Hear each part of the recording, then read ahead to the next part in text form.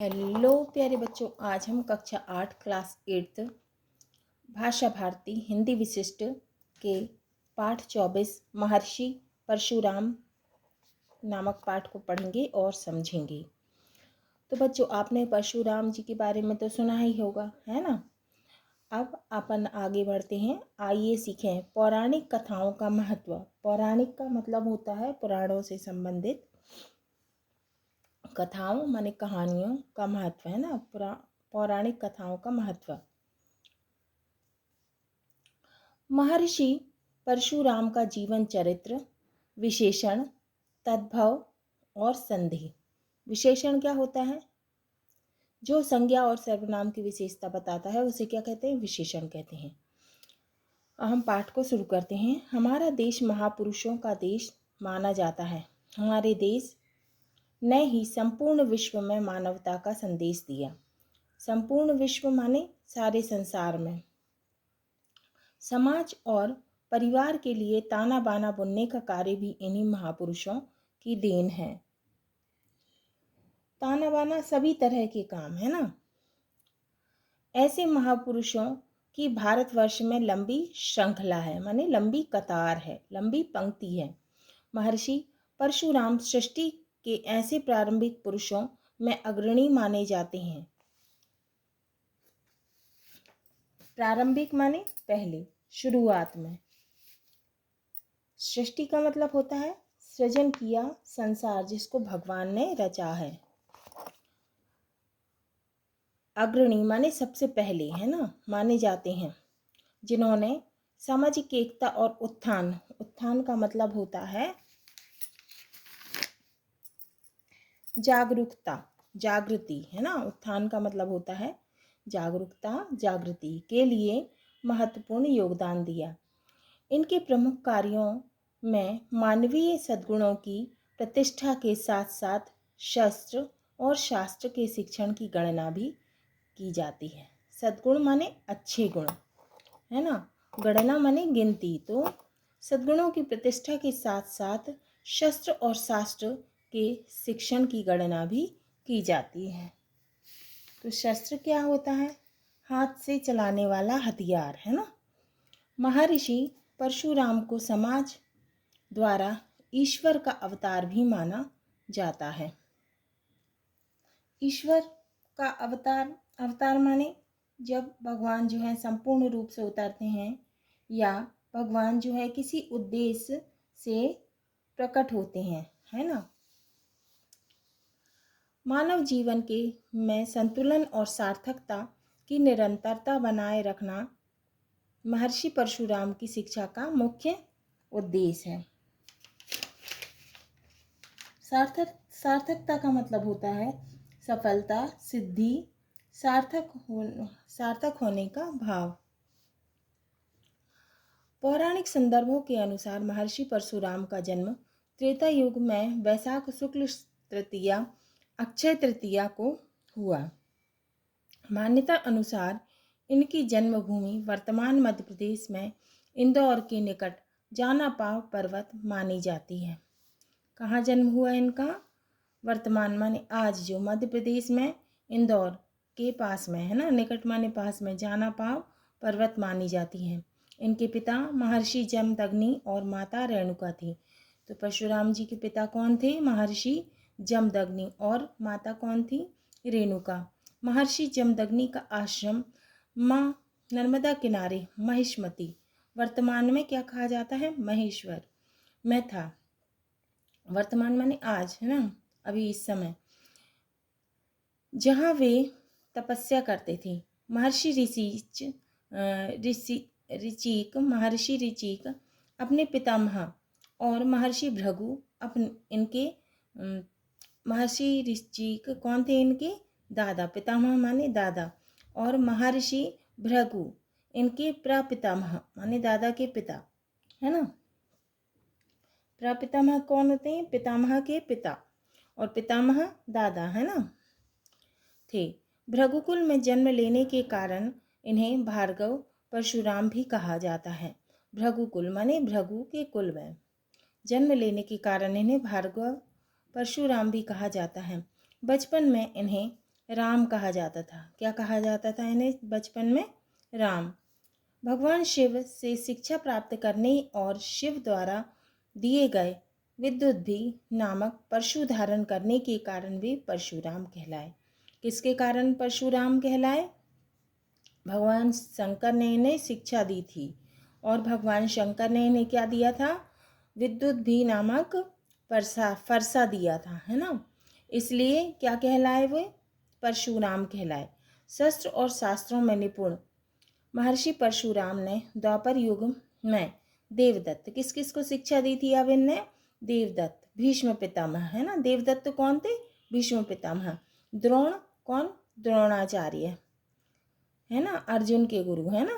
कर्ण आदि को शस्त्र विद्या की शिक्षा दी थी, क्योंकि वे समाज में शस्त्र शिक्षा के प्रबल पक्षधर थे। माने क्या करते थे? शस्त्र विद्या के पक्षधर, सपोर्ट करते थे। साथ ही उन्हें केरल के कलरीपायट्टू की उत्तरी शैली वदक्कन कलरी, वर्तमान मार्शल आर्ट, क्या है? आज क्या कहते हैं? मार्शल आर्ट के संस्थापक आचार्य के रूप में माना जाता है। किसे? परशुराम जी को। गुरुकुल परंपरा के महान प्रतिनिधि महर्षि परशुराम का शक्तिशाली शरीर और शस्त्र ज्ञान उन्हें अन्याय के विरुद्ध होने वाले युद्धों में अपराजेय बनाता रहा।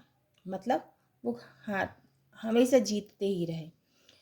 तो उनके शास्त्र ज्ञान संपन्न बुद्धि उन्हें समाज में न्याय की स्थापना के लिए सदैव प्रेरित करती रही है। महर्षि परशुराम ने सामाजिक उत्थान की दृष्टि से तत्कालीन दक्षिण भारत के समुद्र तटवर्ती निवासरत, माने वहाँ समुद्र के पास जो निवासरत माने रहने वाली जगह, उपेक्षित जन समूहों को संगठित किया, माने लोगों को इकट्ठा किया, उन्हें शिक्षित और संस्कारित कर क्या किया उन्होंने? सामाजिक उत्थान की दृष्टि से, माने जागरूकता की दृष्टि से, जागृति की दृष्टि से तात्कालिक दक्षिण भारत के समुद्र निकटवर्ती, माने समुद्र के पास में निवासरत, माने जो लोग रह रहे थे, उन जन समूहों को, माने लोगों के समूहों को संगठित किया, इकट्ठा किया और उन्हें शिक्षित और संस्कारित कर, माने उन्हें शिक्षित किया, उन्हें पढ़ाया और संस्कारित किया, समाज की मुख्य धारा में सम्मिलित किया। यह पुराण प्रसिद्ध आख्यान युग से यह संदेश देता रहा है कि मानव समाज में आत्मरक्षण माने स्वयं का रक्षण, अपना स्वयं का खुद का रक्षण, खुद की रक्षा, स्वयं की रक्षा और सामाजिक सुख संरक्षण के लिए शास्त्र ज्ञान के साथ साथ शस्त्र बल की आराधना भी अत्यावश्यक है, माने बहुत जरूरी है। शर्त यह है कि शस्त्र सिद्धि पर शास्त्र ज्ञान और मानवीय विवेक का अनुशासन हो।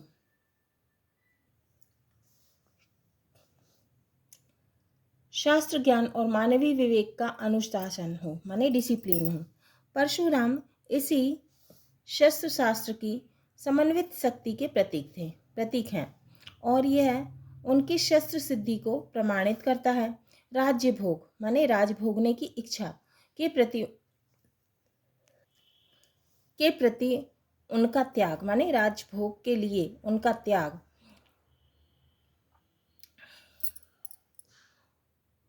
उनके समुन्नत शास्त्र ज्ञान का सबल साक्ष्य देता है, माने उनकी इच्छा नहीं थी राजभोग की, है ना, और राजभोग के प्रति उनका त्याग उनके समुन्नत ज्ञान शास्त्र का प्रबल साक्ष्य देता है।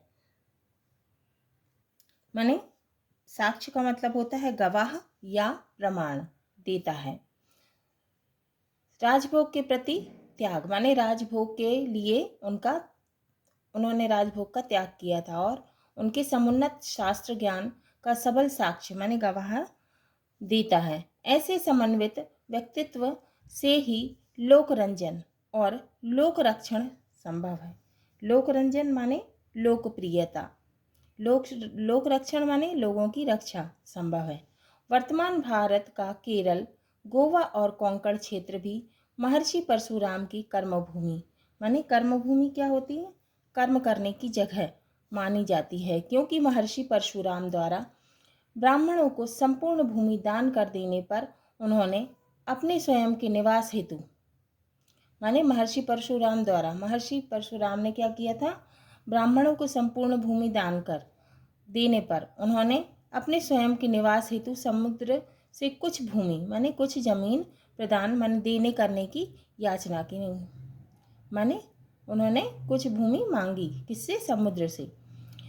तब समुद्र ने उन्हें अपना परशु समुद्र जल में फेंकने को कहा। तब समुद्र ने क्या कहा कि अपना परसा तुम समुद्र के जल में फेंको। परशुराम द्वारा समुद्र में फेंक कर पहुँचाए गए परशु तक की भूमि समुद्र ने अपने जल से खाली कर दी। मतलब जहाँ तक परसा गया किसका? परशुराम का, तो समुद्र ने उतनी जमीन खाली कर दी, उतनी जगह खाली कर दी। वह भूमि परशुराम को सौंप दी और परशुराम जी को दे दी। यही भूमि वर्तमान में केरल प्रदेश के नाम से जानी जाती है। आज यही जमीन क्या कहलाती है? यही भूमि केरल प्रदेश के नाम से जानी जाती है। इसी प्रकार परशुराम द्वारा पूर्वोत्तर क्षेत्र, माने पूर्वी क्षेत्र, वर्तमान माने आज अरुणाचल प्रदेश में भी उनके परशु द्वारा निर्मित कुंड का उल्लेख मिलता है, जिसे प्रभु कुठार के नाम से जाना जाता है। किसके नाम से जाना जाता है?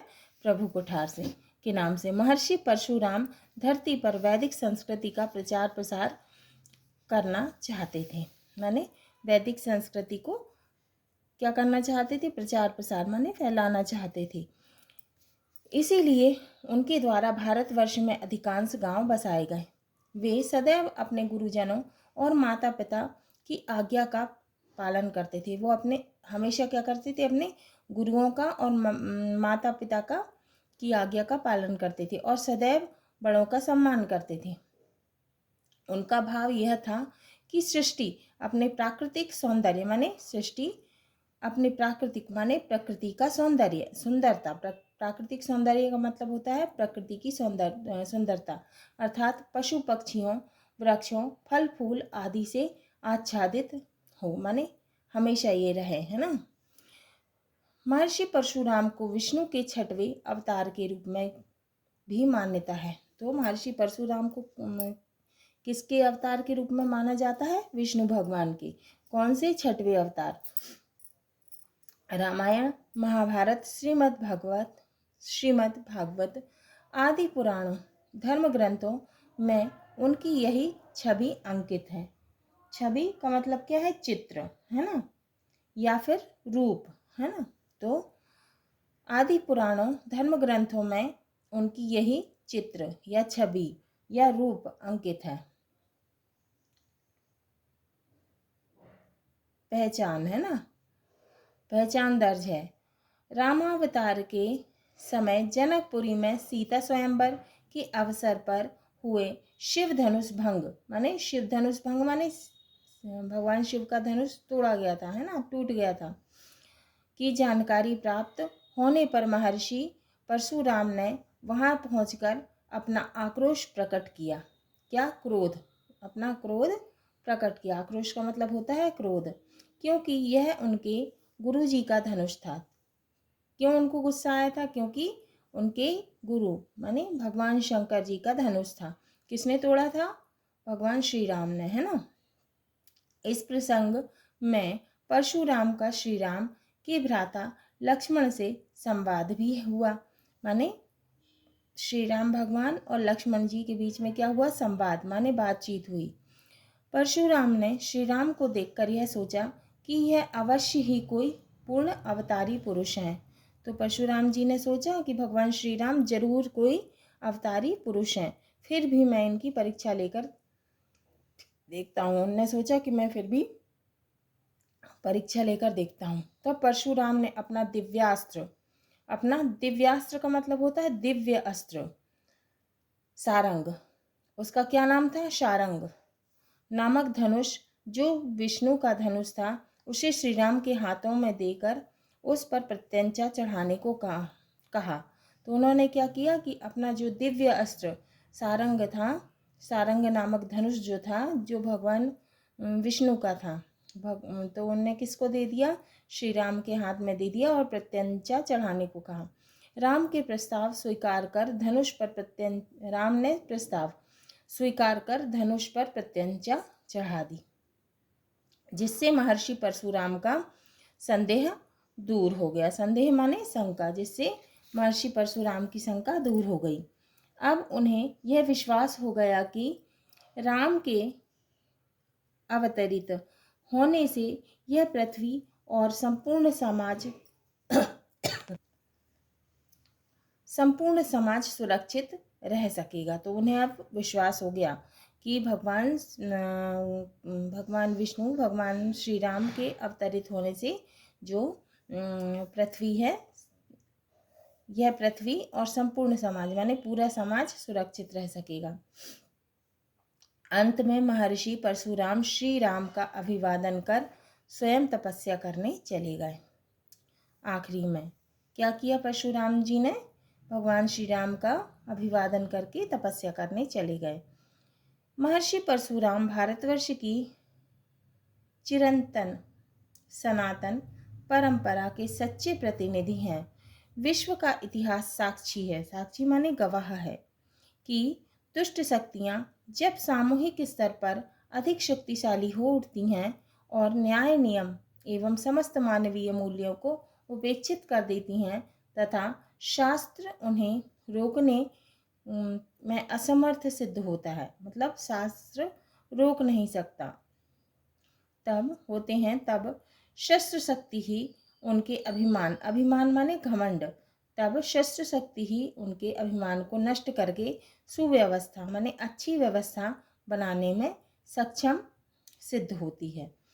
परशुराम का शस्त्र प्रयोग मानव स्वभाव के इस सत्य को पहचानता है, माने सच को पहचानता है। परशुराम शास्त्र और शस्त्र के संतुलित प्रयोग करता है। वस्तुतः वे आत्मगौरव माने अपने स्वयं के गौरव, है ना, के दीप्त मनुष्य की अस्मिता का अर्थ होता है आत्मसम्मान, स्वाभिमान के रक्षक प्रतीक पुरुष है। जनसाधारण के बीच परशुराम को भगवान विष्णु के 6वें अवतार के रूप में मानता है। तो जनसाधारण माने जो साधारण लोग हैं, साधारण लोग के बीच परशुराम को भगवान विष्णु के 6वें अवतार के रूप में मानता है। ग्रंथों में उन्हें चिरंजीवी कहा गया है, माने चिरंजीवी माने दीर्घजीवी, अमर, जो लंबे समय तक जिए या मृत्यु से मुक्त, है ना, चिरंजीवी कहा गया है। रामायण, महाभारत, श्रीमद्भागवत आदि धर्म ग्रंथों और पुराणों में उनकी यही छवि अंकित है, माने उनका यही चित्र प्रस्तुत किया जाता है। महर्षि परशुराम महापुरुष के रूप में सर्वत्र मान्य है, माने महर्षि परशुराम जो है वो महापुरुष के रूप में सभी जगह माने जाते हैं। महापुरुष किसी एक देश, एक युग, एक जाति अथवा एक धर्म तक सीमित नहीं होते। वे तो संपूर्ण मानवता, समस्त विश्व की विभूति होते हैं। उन्हें किसी भी सीमा में बांधना ठीक नहीं। महर्षि परशुराम में हमारे राष्ट्रीय जीवन का सत्य और शौर्य साकार हुआ है। वे चिरंजीवी, चिरस्मरणीय हैं। चिरस्मरणीय माने यादगार। हाँ तो बच्चों, ये हमारा पाठ 24 महर्षि परशुराम पूर्ण हुआ। अगले वीडियो में हम इसके प्रश्नों के उत्तर को हल करेंगे, क्वेश्चन आंसर सॉल्व करेंगे।